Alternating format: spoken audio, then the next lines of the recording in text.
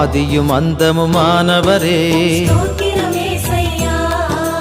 அன்பின் வடிவே தேவனே சுதன் ஆவியாம் தேவனே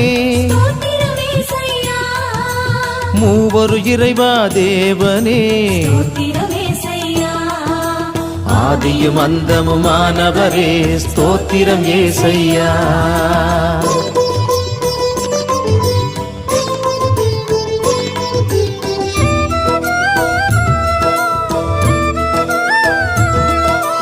இருளில் ஒளிர்ந்த ஜோதியே